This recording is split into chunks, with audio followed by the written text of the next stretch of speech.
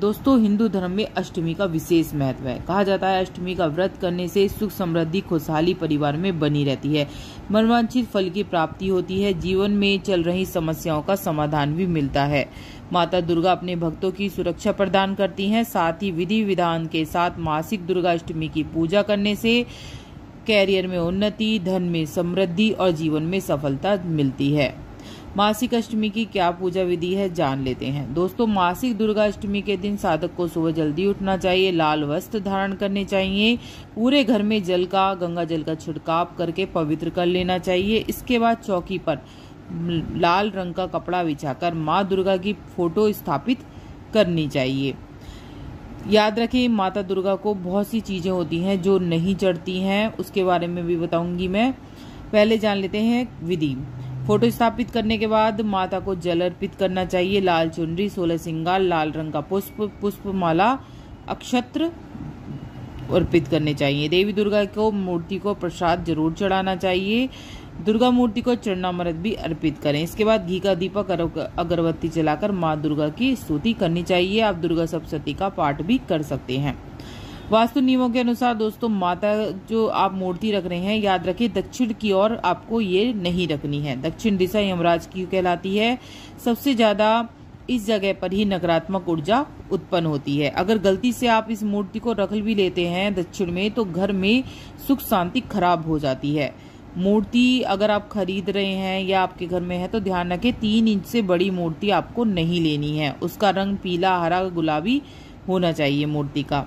माँ की प्रतिमा शांत मुद्रा में होनी चाहिए। आशीर्वाद देती हुई माता की मूर्ति होनी चाहिए। जगत जननी घर की ऐसी प्रतिमा ऐसी रखें जगत जननी की जिसमें शेर पर सवार ना हो। अगर शेर मान लो है भी है तो शेर पर मतलब सवार का मतलब ये होता है कि राक्षसों का नाश करने जा रही हैं। अगर शेर सवार है, मुंह खुला हुआ है, तो याद रखें मिश्री या चीनी का दाना शेर के मुंह में जरूर रख दें। ठीक है, इतना आपको करना है। आप व्रत शाम के समय गेहूं और गुड़ से बनी चीजों का व्रत खोल सकती हैं। और प्रसाद में निवेद्य सारे जो फल हैं, जो भी आप चढ़ाना चाहें जरूर चढ़ाएं। दुर्गा चालीसा का जरूर पाठ करें इस दिन। और दोस्तों, क्या नहीं करना चाहिए इस दिन? बाल वगैरह नहीं कटवाने चाहिए, जैसे मैं बताती हूँ। बाल नहीं कटवाने चाहिए, नेल्स जो होते हैं वो भी नहीं कटवाने चाहिए, घर का कबाड़ा भी नहीं बेचना चाहिए। इन चीजों को भी ध्यान रखना चाहिए कि घर में पूरा पूजा ध्यान अपना माँ के उसमें ही लगाएं। इस दिन आपको घर भी खाली नहीं छोड़ना चाहिए। और तुलसी जी के आगे एक दीपक जरूर जलाएं, रोशनी कर रखें। कहते हैं जिस घर में तुलसी के नीचे एक दीपक जला रहता है शाम के समय, उस घर में सकारात्मकता आती है और माँ लक्ष्मी अवश्य ही निवास करती हैं। दुर्गा माँ को तुलसी और दुर्वा भूल कर भी नहीं चढ़ानी है आपको। और जो मदार के फूल होते हैं, आग के फूल होते हैं, हार श्रृंगार के फूल होते हैं, वो भी माता को नहीं चढ़ाए जाते हैं। लाल पीले आप कोई भी फूल चढ़ा सकते हैं, लेकिन ये जो मैंने बताए हैं ये वाले फूल माता को नहीं चढ़ते हैं। हार श्रृंगार के आपने देखे होंगे छोटे छोटे फूल जाड़ों के समय उगते हैं, वो भी आपको नहीं चढ़ाने चाहिए। माता दुर्गा को ये चीजें, तुलसी दल हुआ, ये चीजें नहीं चढ़ती हैं। ठीक है, अब दुर्वा तुलसी दल नहीं चढ़ते हैं। अब जान लेते हैं अष्टमी कब कब पड़ेगी। सभी अष्टमी के बारे में मैं बताऊंगी।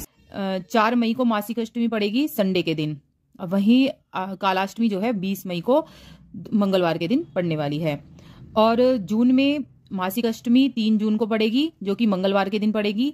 और वहीं जो कालाष्टमी है वो 19 जून को पड़ने वाली है। इसके अलावा जुलाई में जो मासिक अष्टमी है वो पड़ेगी 2025 में 2 जुलाई की और बुधवार के दिन। वहीं जो कालाष्टमी है वो 18 जुलाई शुक्रवार के दिन पड़ने वाली है। फिर अगस्त में जो मासिक अष्टमी है वो 1 अगस्त को शुक्रवार के दिन पड़ेगी। और जो कालाष्टमी है वो 16 अगस्त को शनिवार के दिन पड़ेगी। आगे की सभी लेटेस्ट वीडियो मेरे चैनल पे आ चुकी हैं, जरूर देखिएगा। सभी वीडियोस पूजा विधि क्या करनी चाहिए, क्या नहीं करना चाहिए, सभी मेरे चैनल पे हैं। राधे राधे।